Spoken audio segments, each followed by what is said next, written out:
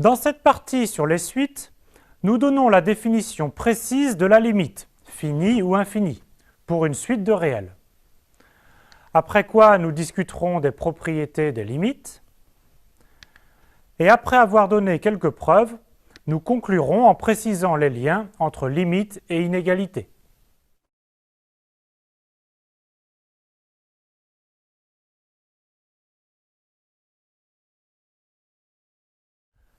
Voici la définition mathématique de limite.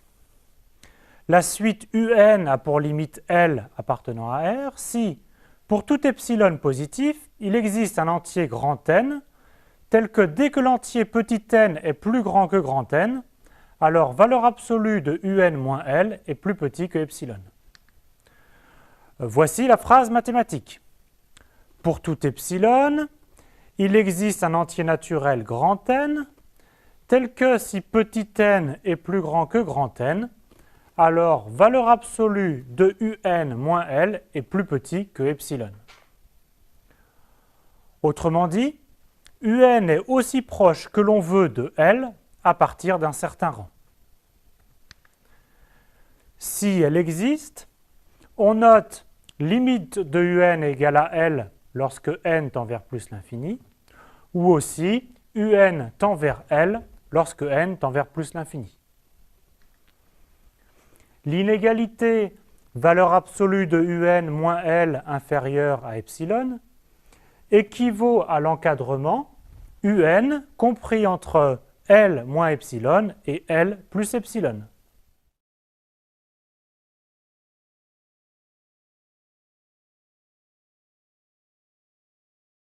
Voici une figure pour vous aider à comprendre et retenir la définition de UN tend vers L lorsque n tend vers plus l'infini. La suite est représentée en bleu, et tout choix de epsilon qui moralement est très petit définit une bande horizontale entre ces deux traits rouges, qui correspondent aux ordonnées comprises entre L moins epsilon et L plus epsilon. Nous devons alors trouver un rang grand N, tel que pour tous les indices petit n supérieurs à ce grand N, alors U indice petit n est dans la bande, c'est-à-dire compris entre L moins epsilon et L plus epsilon. Sur cet exemple, j'ai choisi cette valeur de grand N. Et effectivement, toutes les valeurs suivantes sont dans la bande. C'est le cas en particulier pour cette valeur de U indice petit n. Bien sûr, si on me donne un epsilon plus petit, la bande sera plus fine. Alors ce grand N ne convient plus et je dois en trouver un beaucoup plus grand. Si pour tous les epsilon, je peux trouver un tel grand N, alors par définition, UN tend vers L.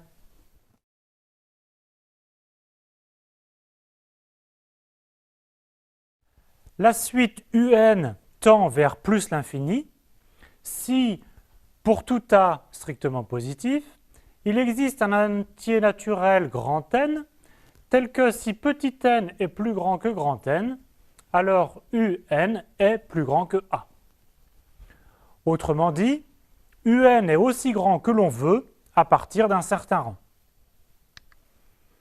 Sur ce graphique, pour chaque A qui moralement est très grand, on doit trouver un rang grand N tel que pour des indices plus grands que grand N, alors les termes sont supérieurs à A.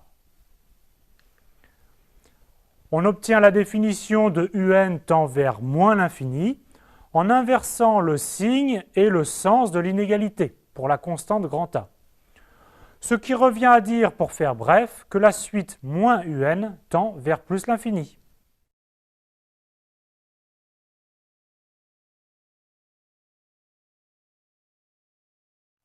Enfin, une suite UN est dite convergente si elle admet une limite finie. Sinon, on dit que la suite est divergente.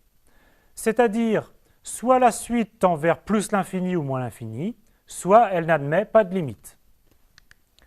Voici une proposition importante. Si une suite est convergente, sa limite est unique. Il y a donc unicité de la limite d'une suite. Autrement dit, si une limite existe, elle est unique et on parle de la limite.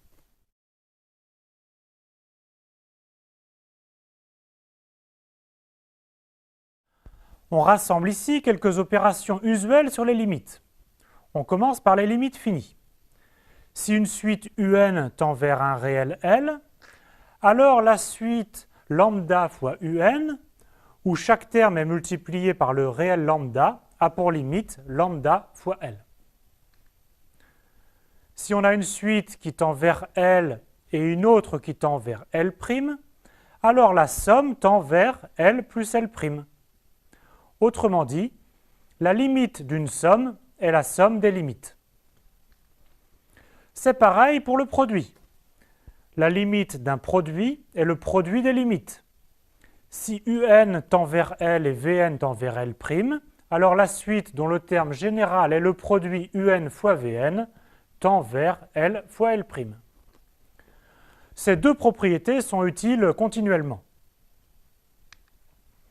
Soit maintenant une suite un qui a pour limite L un réel non nul.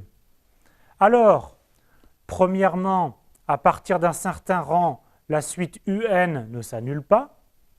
Et deuxièmement, la suite des termes 1 sur un tend vers 1 sur L. Nous utilisons ces propriétés le plus souvent sans nous en rendre compte. Par exemple, si un tend vers L avec L qui n'est ni plus 1 ni moins 1, alors la suite un facteur de 1 moins 3un moins 1 sur un carré moins 1 tend tout simplement vers L facteur de 1 moins 3L moins 1 sur L carré moins 1.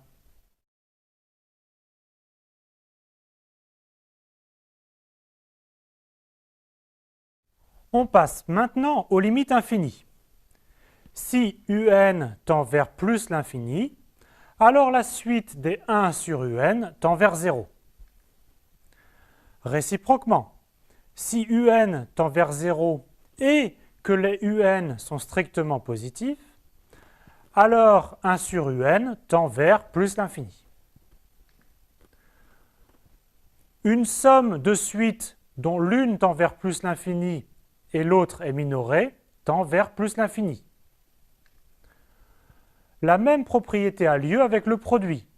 Si l'une des suites tend vers plus l'infini et que l'autre est minorée par un nombre strictement positif.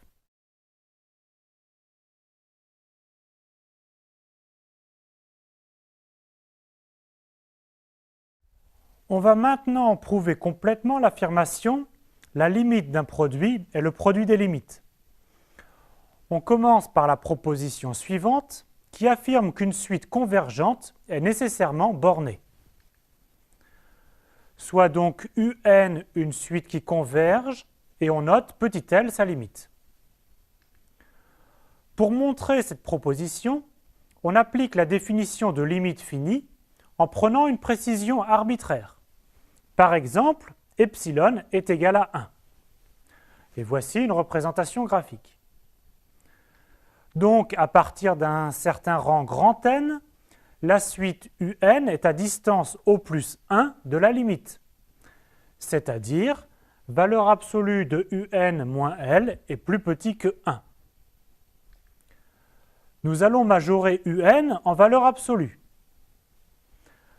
Tout d'abord, on réécrit un comme étant L plus un moins L. En appliquant l'inégalité triangulaire, on majore la valeur absolue de un par celle de L plus celle de un moins L. Mais comme valeur absolue de un moins L est plus petit que 1, on obtient que valeur absolue de un est plus petit que valeur absolue de L plus 1. On vient de prouver que la suite est bornée à partir d'un certain rang grand N.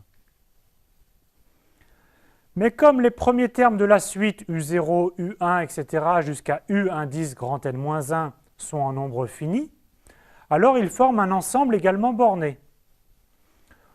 On pose grand M le maximum des valeurs absolues des premiers termes et de la valeur absolue de L plus 1, obtenu pour les autres. On obtient un majorant pour valeur absolue de UN, quel que soit petit n, ce qui prouve exactement que la suite est bornée.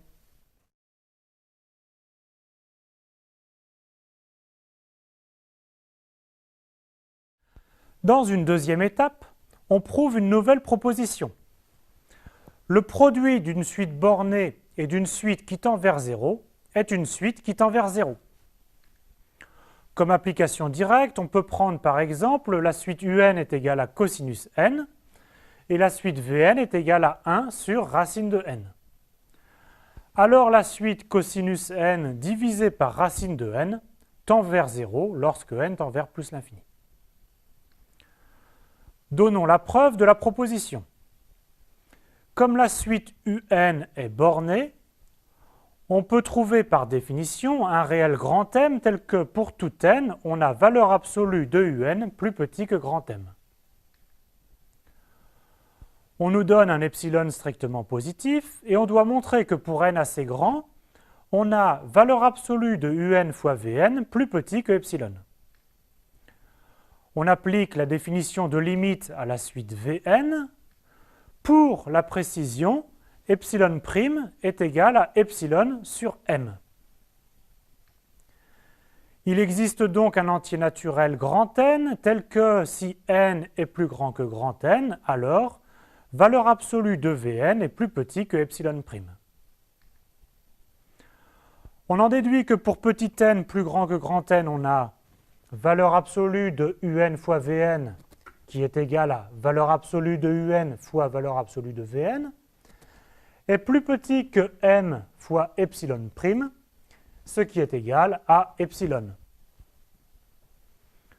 Pour tout epsilon, on a trouvé un rang n tel que dès que petit n est plus grand que grand N, alors valeur absolue de UN fois Vn est plus petit que epsilon. On a bien montré que la limite de UN fois Vn est nulle.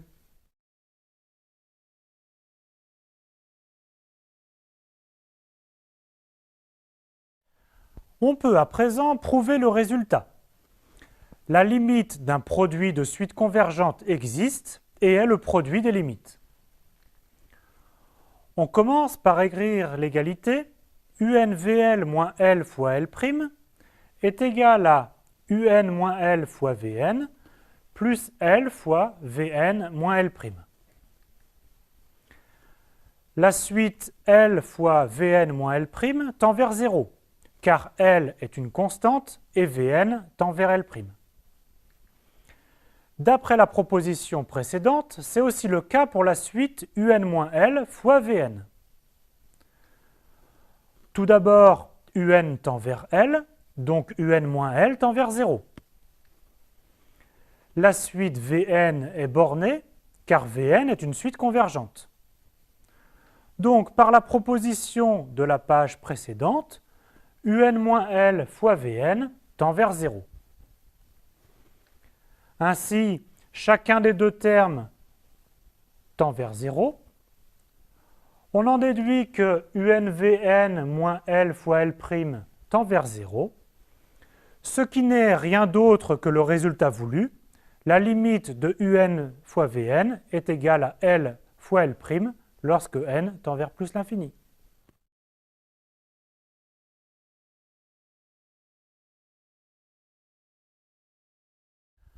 Lorsque l'on est dans une situation où les règles précédentes concernant les opérations sur les limites ne s'appliquent pas, on parle de forme indéterminée. Une forme indéterminée des plus courantes est plus l'infini moins l'infini. Cela signifie que si UN tend vers plus l'infini et Vn tend aussi vers plus l'infini, alors on ne peut rien dire de général sur la limite de la différence UN moins Vn. Voici trois exemples où UN tend vers plus l'infini, Vn tend vers plus l'infini, mais avec des comportements pour UN moins Vn différents. Premier exemple, UN est égal à exponentielle n et Vn est égal à log de n, qui tendent toutes deux vers plus l'infini. Ici, la différence UN moins Vn tend vers plus l'infini. Deuxième exemple, UN est égal à n, Vn est égal à n au carré, qui tendent encore toutes deux vers plus l'infini. Mais cette fois, UN moins Vn tend vers moins l'infini. Enfin, pour ce troisième exemple, UN est égal à n plus 1 sur n, et Vn est égal à n. La différence vaut 1 sur n, étant donc vers 0.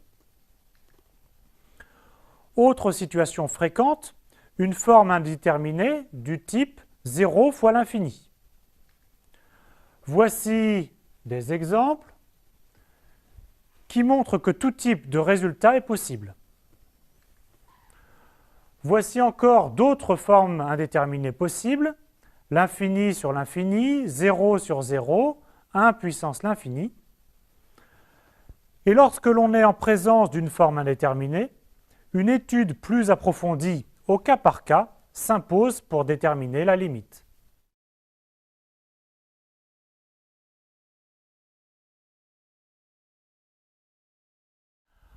On conclut cette partie du chapitre sur les suites par une proposition reliant limite et inégalité.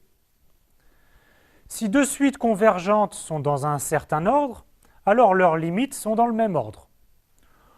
Autrement dit, si on a UN inférieur à Vn pour tout n, et que les deux suites admettent une limite, alors la limite de UN est inférieure ou égale à la limite de Vn. Une variante existe dans le cas où UN tend vers plus l'infini et que Vn est plus grand que UN pour tout n. Alors la suite Vn tend aussi vers plus l'infini.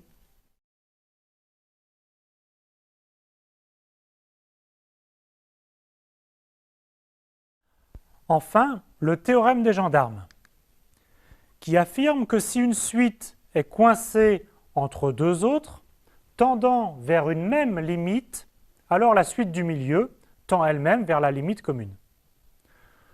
Plus précisément, nous avons trois suites UN, Vn, Wn, telles que Vn soit comprise entre UN et Vwn, ceci pour tout n.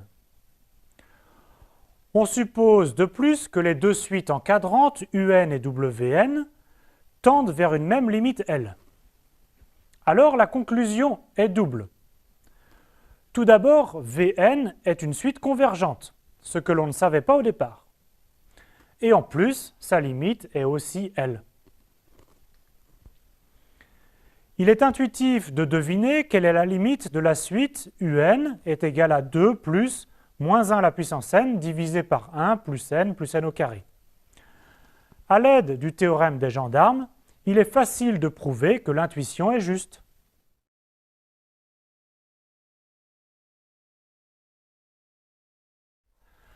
Vous pouvez à présent vous exercer avec les énoncés suivants.